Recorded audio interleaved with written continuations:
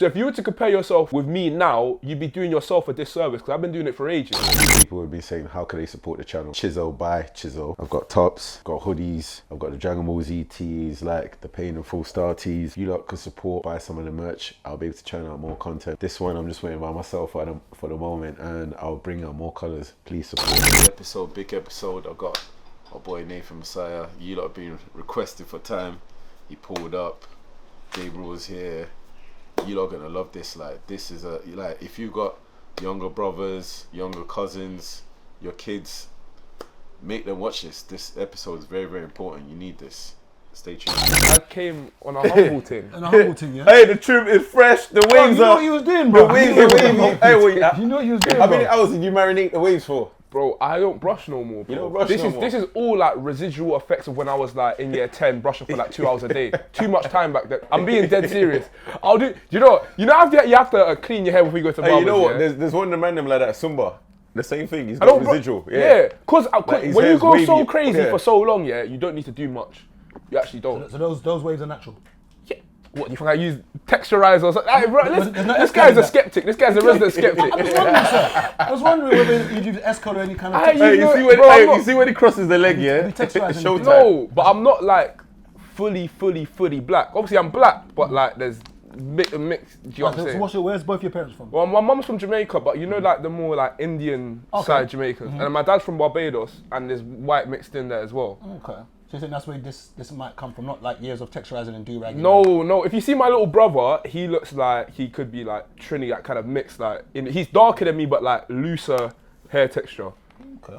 So That's the real this cool guy's man. skeptical, man. He's not trying to listen. No, because obviously I've done a bit of research on this young man. I'm quite impressed, actually, because at 19 years of age, you've got a gym app. You know, apparently you've got your all nines in your. Allegedly, you've got all nines.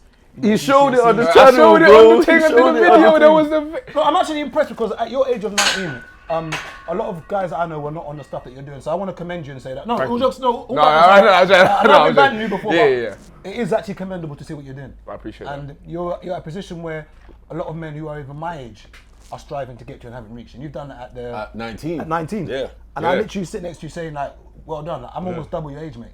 And Yeah. I'm like, Wait, how old are you? you're 19 apparently. Hey, show your driving license. Like you made it. Mr. 19. You know, I can deadlift 300 keys. 19. Nah, you bro, know, I'm just asking. Number 2 in British University. I'm gonna 19. say like 34. 34. I'll take that one. I'll take that. Thank Are you. you being But too there's a generous? couple greys that are. Hey, No, but do you know what? I've got a couple. No, look close. I've No, got I a can see couple. that's. I'm wondering what your age is. No, I'm dead serious. I'm 19, but Is that I all the don't. brushing that stress? This is all the females just stressing me out, man. Okay, no. Ah, get them sugar. Okay. No, but Who am I? The girl. Yeah. Ladies' favour. I can't even show you the muscle for the market. Bro, do you know what? I was in the jumper comments. earlier, yeah? Then obviously, you know, in fact, he knows how hot it was because he was just asking to open the thing. This guy was like, no, stay in the jumper. 'Cause, bro, it's hot. I'm trying to be comfortable. okay, that's fine. what I'm So saying? are you comfortable right now? I'm very I'm comfortable. sure Chiz likes the guest to be comfortable. Yeah, Are very you comfortable, sir? Yeah, I'm terrific. No problem. No problem. I was wondering because you just came in a vest. It's one of those gym vests as well to show that you train, isn't it? It's just a normal vest, man. Okay. You see, I don't know if I can do promo here, but use the Okay, gym bro, shop link, you know what I'm saying? No, it's fine. So tell us a bit about yourself, about your journey. So when did you actually start training? Okay, so I started training for the first time when I was about 12, but I've been training prior to that because the sports and stuff that I did kind of required it. So when I was younger, I did gymnastics. Okay. And obviously that kind of built the foundation of having to do some level of strength training because for gymnastics you needed like a strong core, etc. So that kind of built the foundation, and from then I was like more muscular than average for my age. Okay. So you could kind of see the genetics, and then also my dad's muscular as well. So yeah. So then when it got to about 12, Streatham, the leisure centre there, they do junior membership. So I don't even know if they do them anymore. But at the time, you were allowed to go actually from 11 years old. You have to go in between certain times, like off-peak times. What was it, Saturdays and Wednesdays, isn't it? No, I it used to weren't. do one in Brixton before. Yeah. That's how I got into So gym. it weren't the days of the week thing. It was more like you can go from 3 till 6 Yeah. on weekdays and for real? 12 till 3 on the weekend, something like that. In Brixton, it was only Wednesdays. Okay, and yeah. Saturday, so we See- used to go like Yeah. before basketball, and we would be mash up there. Yeah, bro. I played ball afterwards as well. And when I was Nah, playing so, ball yeah. and going to the gym, I'd go gym before I was going to play ball, and sometimes the messes up session, your game. bro, your shot, because your arms are a little bit gassed, your shot ain't really where it needs to be. That's why when I used to play ball, for instance, Yeah. during the off season, coaches used to make me stop lifting. So I've been lifting from young like you, but it messes up your game. Yeah, no, it's hard to keep both, especially like you want to build your during the body a season, certain way. And also, like, when you even see with the guys in the NBA, they might go hard on the weights in the off season, but during the season, No they one's chill. lifting.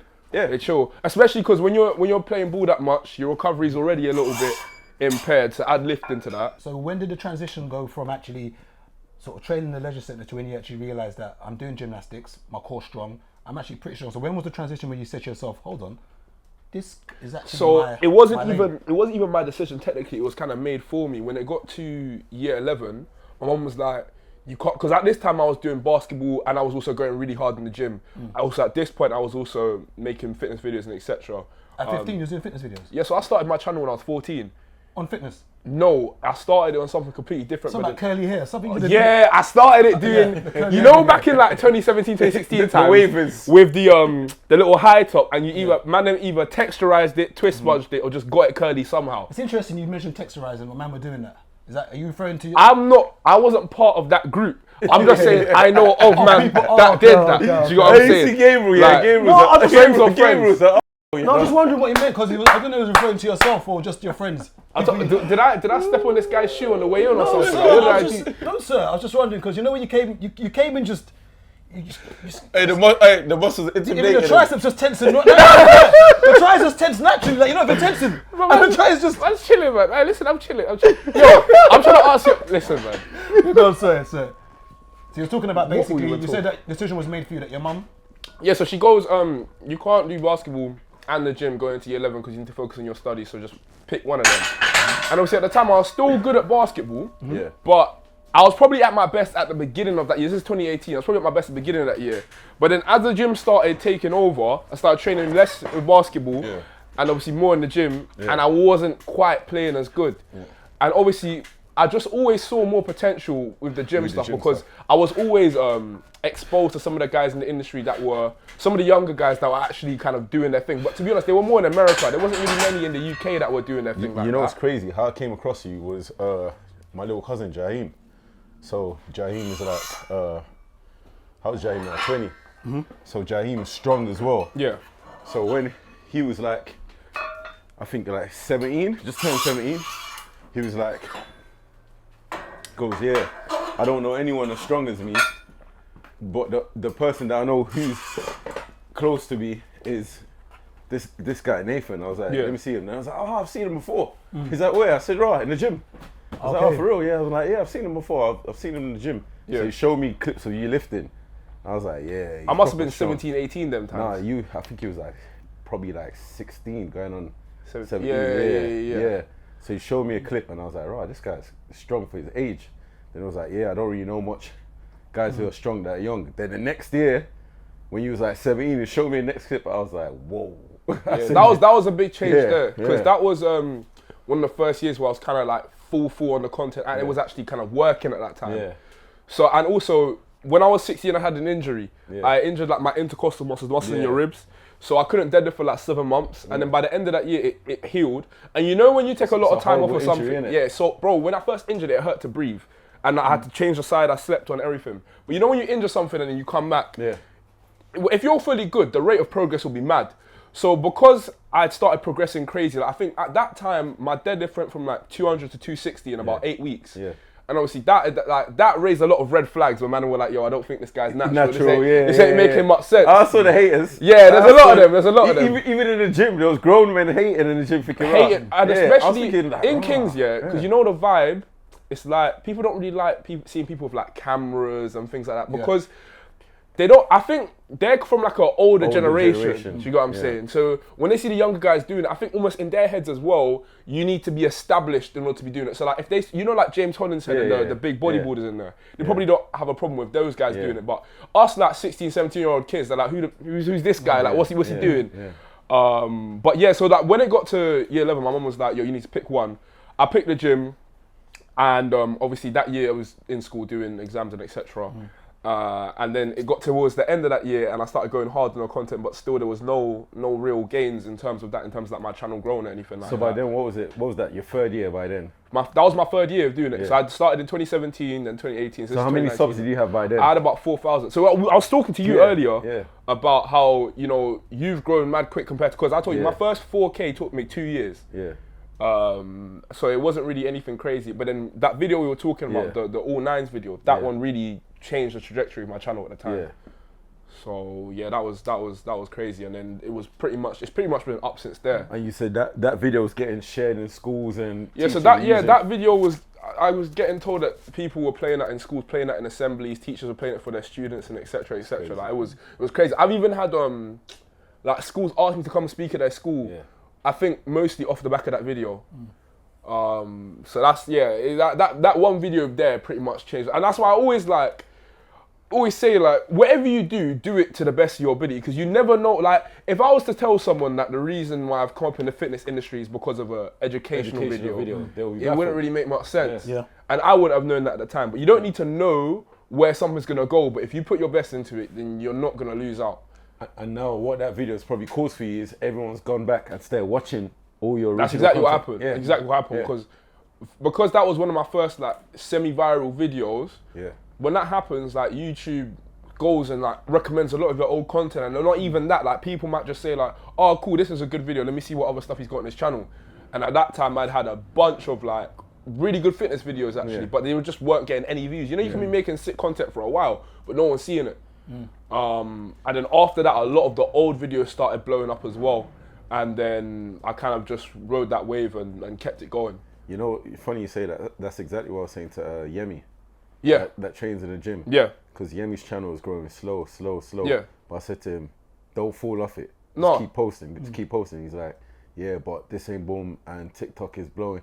I said, don't worry. When your TikTok keeps on going, it will catch up. It's just gonna catch up. Yeah. And I said, when it catches up, like he's editing the visuals on his channel, is on a different level. But that's part of the reason why it was good for me to start so young. Yeah. Because there wasn't the pressure of it working for it to be financially successful, because I'm 15, 16 these times, so I don't really care. At that time, for my channel, I was making probably like £30 a month, but that was still good at the time, because I'm like 15, 16, like this is free money, you know what I'm saying? I'm just making videos and it's, and then also, I developed a love for it, so it wasn't even necessarily about the numbers. Of course I wanted to blow up, but I had done it for 2 years without much success. And a lot of guys now, it can be any more than about 6 months. If they haven't blown up yet, they want to quit.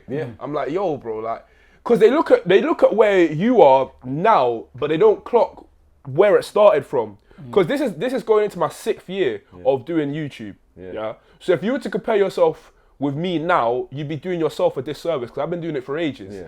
So we're not, and I had multiple years of just like pretty much flat, not getting any growth. And people don't understand it. Some people's channels that spike early is anomalies. Yeah. Like my friend Joe. Yeah. His first ever video got 27 million views. Phaser. Yeah. Phaser. Crazy. So he made a transformation. Yeah. Crazy. And his almost one of the draws was that when he started, he was like almost His first video. As the first one you uploaded. First one on that channel. He'd been doing YouTube for a minute on like other little channels and that. But on his fitness channel, first ever video, 27 million views, because it was a transformation. And in his before picture, he looks like almost borderline anorexic. And obviously he built up his feet. So I think that was, so of transformation videos on the internet, that might be like, I think maybe the 4th most watched video ever. And that's almost just blind luck. Yeah. And that happens sometimes. But you can't count on that to happen, because those are 1 in a million, maybe less than that. Yeah. But for the majority of people, you're not gonna blow up like at the beginning. You're gonna have to put that work in for ages, and it's also not guaranteed, and it doesn't have to be, because if you enjoy what you do, then you don't it doesn't necessarily have to be a thing where, okay, I have to, do you know what I'm saying? I have to make it, I have to get to this sort of level. You can have aspirations, but at the same time, I think the main thing is that when you enjoy something, that kind of takes over the other aspects, like the financial aspect and etc. And when you enjoy something as well, it makes it easier to keep onto it consistently. You know, the momentum keeps. Because even when you finish, your GCSEs, and you got all 9s, what was the next step from then? Because obviously at that point now, someone's going to think that you're smart. So therefore, I'm assuming you went to college. Yeah. From that point. So yeah, let me know the journey and how you kept doing fitness as well as doing your sixth form and everything else. So I started doing something that pretty much no one in the UK was doing at the time, was actually like vlogging when I was going to school, basically. So obviously I went to sixth form, and it wasn't just me like vlogging in school. It was more the fact that I was doing my fitness stuff. I was doing, you know, different things. I was, it would be like my full days of eating, etc., etc. So at the time, no one was doing it. And if you go on YouTube now, a lot of kids have started doing that. And I'm not gonna act like that was a completely original idea because people in America were doing that. But at that time, no one in the UK was really doing it. But what it did was it gave me my main USP, which other than strengthen that was just more generally relatable. Because from my age, so the people watching me can relate to the things that I'm doing. They're in college and sixth form at the time. Now they're in uni at the same time. So when they're watching me, they can relate. So they're growing with you as well. Exactly. Yeah. And then also what it did was give me a kind of USP in the sense of, okay, no one else in the UK is really doing this thing where they're showing their school content and the gym. And it was also smart because for the average person, they can't just work out all day and make money off social media. The life that a lot of fitness influencers live is unrealistic. Okay. So me when you doing say that unrealistic, stuff, what do you mean? Just explain. They got a lot of free time. as in unrealistic, as in I'm gonna be real, yeah. Doing fitness on the internet is not that hard. It's genuinely not that hard. Obviously, everything's hard work, but it's not that hard once you've got there. Once you've got there, yeah. Like I know people in the industry that literally could just wake up at 4, post an Instagram picture and go back to bed, and that's all they've got. Literally, all they've got to do. People have got that power right now. Yeah. People like Matt does fitness. Yeah, He's got that kind of I'm gonna be real right now, now. but Matt, is works. smart because he's diversified everything. So my university accommodation is his gym in there. Yeah. It's mostly a gym in there. He's got his book, he's got the earbuds, because he's realised now, because he's been doing content for a while, that it's not necessarily gonna last forever. Like because there was a point he was getting like 1 million views every video. Yeah. It's not the same now, but he's got all those other businesses to where the point where it doesn't need to be. But even like when you go back to what you were saying about the first 3 years of your videos, I remember Matt, his channel, the same thing. Slow. It was slow. So, and he was working a normal job at the time. He was a PE teacher. Yeah. I swear his one was the first, maybe even 4 years for him. Yeah. Then all of a sudden, when he started doing content with him and his son and all that. Yeah. And he waited until he was making like decent enough money off of that stuff to be able to quit his job. And even he showed on his channel as well. Remember like, what was it? 2019, the spike when the money. Yeah, it was crazy. It was crazy. I think he had a string of about 3-4 videos that were getting like over 1 million, and were also very high on like the monetization, because you could have a video that gets 1 million, but for whatever reason, the amount YouTube will pay you for that video might be higher or lower. Yeah. His thing is his videos are all longer. Yeah. So a 20-minute video is gonna make more than a 3-minute video regardless. Yeah. If they got the same views. Yeah. So yeah. So now you're in sixth form. Yeah. Okay. So you've now you're doing your videos, you're multitasking, you're vlogging. Yeah. All right. So then let's now talk from the transition from actually vlogging to then going to university. I'm assuming you started uni, didn't you? Yeah. Okay, so what was the transition between then and what was you doing at the age of sort of, because you're 19 now. Yeah, so 17, 18. 17, so what was you doing around 17, All 18? right, so this was the time when I got my first sponsors. So in September 2019, My Protein reached out to me.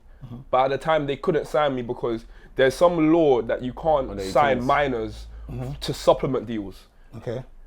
And then so I became an affiliate, which actually a lot of people are. So you're on like a salary or anything, but you can get commission and then the products and etc. Well, off your thingy code. Off your code, yeah. And then in December of 2019, Gymshark messaged me. Okay. And the thing is that had been a goal, like a distant future goal, but it managed to happen very soon.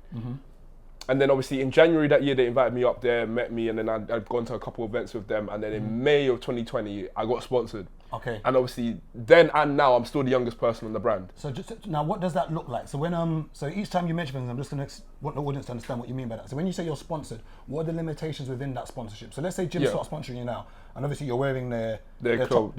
And this is the Gymshark tracksuit as well. And you're in the tracksuit. So am I right in saying that when it comes to filming content, that there is some kind of things in there where it states that you have to wear, if you're going to wear gym wear, you have to wear this, or is it a case of is there like a quota, or how does it actually work? It's kind of like that. I wanted to get sponsored because once again, I mentioned you're 19. Yeah. And there are a lot of young boys and young girls who would like to be in the position you're in now. Yeah. So that's why we're asking the journey and sort of just to point out one or two things that Yeah, might and be explain. red flags and Yeah. just explain what that looks like, the sponsorship thing. So with Gymshark, first of all, they're a little bit different from some other companies because they do require like some level of exclusivity. Not necessarily in what you can wear. They're not saying you can't wear other things, but A, you can't promote other companies, and B, just be mindful about like the size of logos and stuff. Like if it was a huge Nike tick over my shirt, it might be a bit, do you get what I'm saying? Yeah. Because it's kind of like a conflict of interest. Some companies are cool with that, but Gymshark more wants you to be a bit more exclusive with their stuff. So for example, I couldn't go and make my own fitness wear. No, because they're exclusive. Whereas if I was with, say, Boohoo Man, they'd let me do that. Yeah. And then when it comes to like them actually sponsoring people, obviously, when you're on a Gymshark, I think like cool, you'll be on like a salary. Okay. And you'll also get commission. And then you'll have like a month. Every athlete's one is different, but you have a quota in terms of like how many posts you need to post per month, how many stories, how many tagged YouTube videos, and etc. etc. They outline that. And then in terms of the actual process of getting sponsored, Gymshark's a little bit different to some other companies because some companies have like just a general requirement. Like for some companies, it's just like you need 10,000 followers. 10,000 followers on some social media, right? But Gymshark don't really care about that. Okay, so is it more to do with what's the thing back end? Engagement to them? Partly, yeah, partly, but also more to do with like who you are as a person because they've got like a lot of a smaller team than a lot of companies. There's only about 100 or so Gymshark athletes worldwide. Okay. So they're looking at, do they think that they'll get along with you as a person? Do your values align with their brand values? And because they haven't done so much of it now because of COVID, but prior to this, they were doing a lot of like different events in different places in the world, flying out all their athletes, like you're traveling together, you're doing things together. So if you got a few like bad apples in the group, it's just kind of spoil it. Also, get into public speaking, you speak very well. I think out of all the guests that have come on here, bingo. Your branding's very good. Like you speak very well. For someone that's 19, like, I don't want to keep mentioning 19 to sound like I'm sunny. Yeah. But you need like a speaking agent. I'm impressed. Like you are like. I even want to go back to even talk about your schooling. Did you go to an everyday normal school? Yeah, I went to Harris Merton down the road, bro. So you went to a public school. Did you have any extra tutorial lessons? Did you have like a Saturday school? Nothing. So do you know what a big thing would have been in this actually? It would have been church, man. Okay. So I was big. So obviously my family's big, like serious Christians or whatever. Okay. Going to church every week, not just going to church, but like doing things with church, like speaking at church, things like that. But it's just always been something that I think has always been kind of emphasised. Because another thing is that you've got to realise as well that you've kind of got a bit of an uphill battle as a young black male, because spot on. The majority of the country is not going to look like you. We're 3%. And then also, different from that, on a cultural level, there's going to be some level of like difference between you and like the average, young white guy. Yeah. But it's not even like I've done it intentionally. Just me, like kind of being the person that I am and etc. I've always, made sure that I try to speak well, always try to present myself well. So I think that has kind of, in a way, decreased that barrier. Because if I, whenever my guys and that, I probably don't speak quite like this. Yeah. But if I was to speak like that on camera, half the people wouldn't probably know what I was talking about. Well, it's more for me the way you articulate yourself and the way you can hold a conversation. Yeah. Do you know what I think that's just a skill or just a gift, to be honest. Because in my videos, obviously a lot of them are vlogs, but some of them are just me sitting down speaking to the camera. And the last one I did a one last week, just explaining my whole journey basically. Because I was surprised that you were able to 20 minutes straight. It was 27 minutes. I was watching, I was thinking to myself, right, he's just kept it. It's not easy just for duration of time, because I do it and I find it might look easy, but you're constantly thinking of new conversations. But you know what it is as well? Starting the YouTube channel from so young. I was 14 when I started. Yeah, you're 5 years in deep now. 5 years deep. And I wasn't like this at the beginning. If you go back to my first videos, they weren't the best. Yeah. But that's like with everything. No one really starts out as an expert. Yeah. Practice over time. And part of it is also maintaining your same personality on camera. Some guys I know are really interesting, really funny guys, but the moment you put a camera in front of them, they find it hard to translate that onto the actual camera. They kind of freeze up, tense up when the camera comes on. The longer that you do something, the less I've kind of tensed up when the camera's on, because you're more used to it now. The more times it's happened, it's more natural. But I appreciate that though. I appreciate that. So we was at Gymshark. You was talking about the sponsorship. So now you're sponsored by Gymshark. Yeah, now I'm Okay, sponsored. some deals are exclusive, some are not. You can't wear big logos. You just got to be smart. You got to be smart. You got to be smart about it. And then the main thing I would say to people trying to get sponsored, because I always get questions about this, is that just try to make sure try to maintain an image that companies will not affiliate themselves with.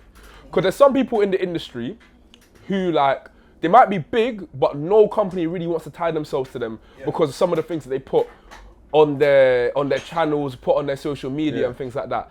Just realize that a lot of these corporations have to kind of abide by certain laws and have to put forth a certain image. And they you know what I'm saying?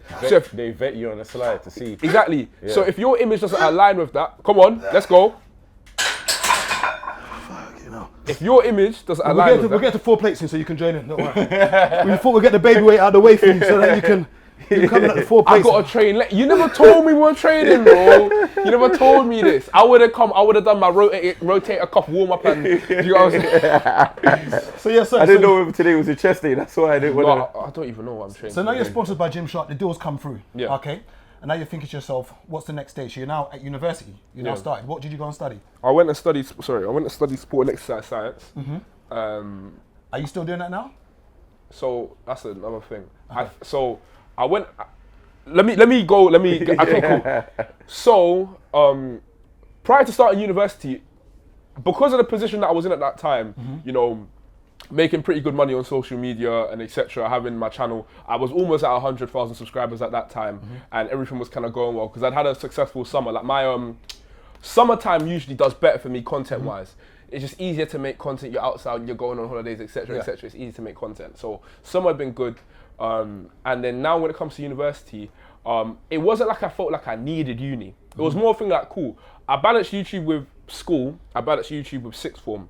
Everyone's telling me uni is less intense than them. Not necessarily easier. Some people do say that, but it's less intense. Okay. So I was like, man, I could balance it. I've done this already.